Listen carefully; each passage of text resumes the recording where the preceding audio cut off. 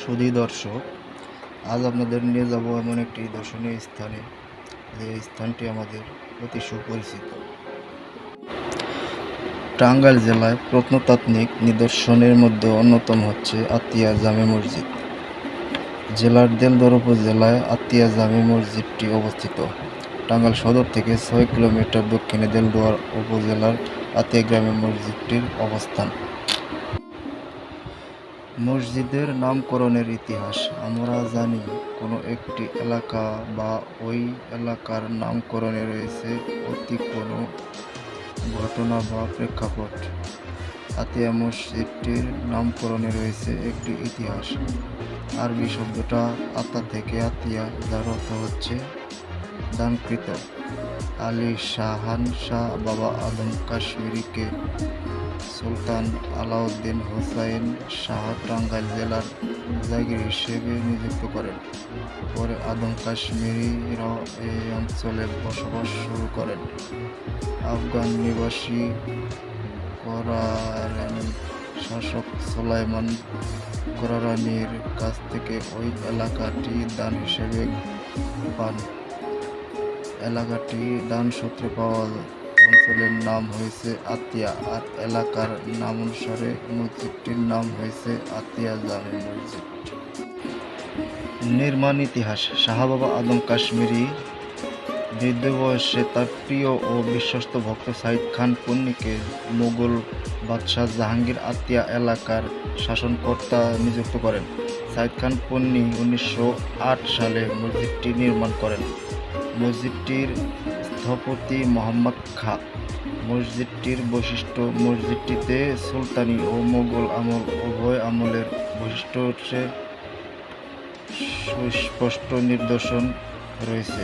সুলতানি আমলের নিদর্শন হচ্ছে মিহরাব কেবলা দক্ষিণ এশীয়দের জন্য পশ্চিমে। আর আরেকটি বৈশিষ্ট্য হচ্ছে মসজিদের খিলানসমূহ। আতিয়া মসজিদের খিলানগুলো চতুর্কেন্দ্রিক। চতুর্কেন্দ্রিক মানে হলো মসজিদটিতে 4টি দিক, উত্তর, দক্ষিণ, পূর্ব, পশ্চিম দিয়ে প্রার্থনা কক্ষে প্রবেশ করা যায়। কিবলা দেয়ালে 3টি অলঙ্কৃত মিহরাব রয়েছে। আর মসজিদটি টেরাকোটার ইটের তৈরি চুন সুরকি গাঁথুনি দিয়ে মসজিদটি নির্মিত।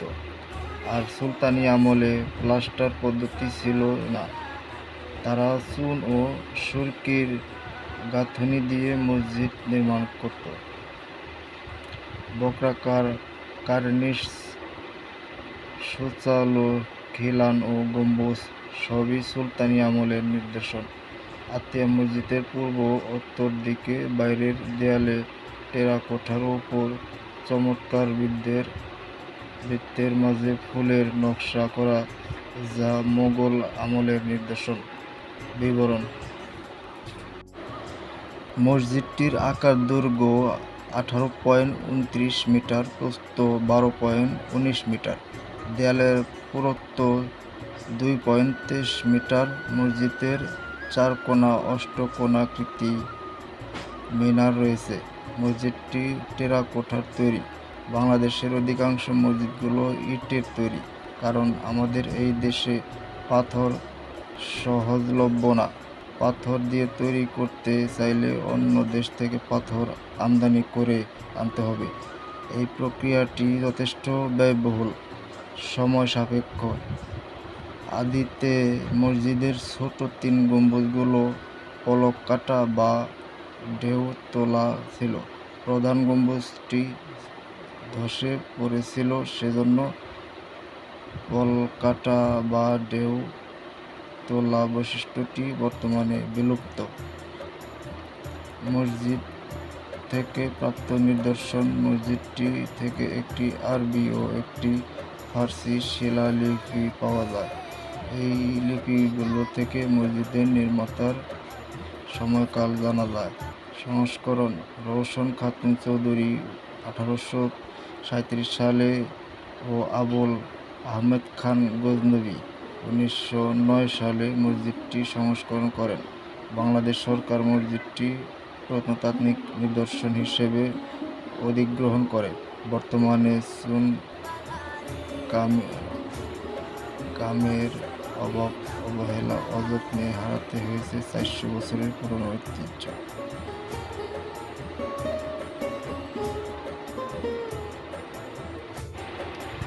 ঢাকায় আতিয়া মসজিদ বাংলাদেশের পুরনো 10 টাকার নোটে রয়েছে আতিয়া জামে মসজিদটির ছবি, যার জন্য মোটামুটি সবার কাছে পরিচিত আতিয়া জামে মসজিদটি।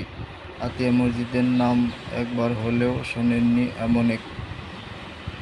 এমন ব্যক্তি হয়তো খুঁজে পাওয়া দুর্লভ। পরিশেষে বাংলার এসব পুরনো মসজিদগুলো আমাদের ঐতিহ্য ও ইতিহাস। আমাদের ঐতিহ্যকে টিকিয়ে রাখা আমাদের নিজেদেরও দায়িত্ব ও কর্তব্যের মধ্যে পড়ে।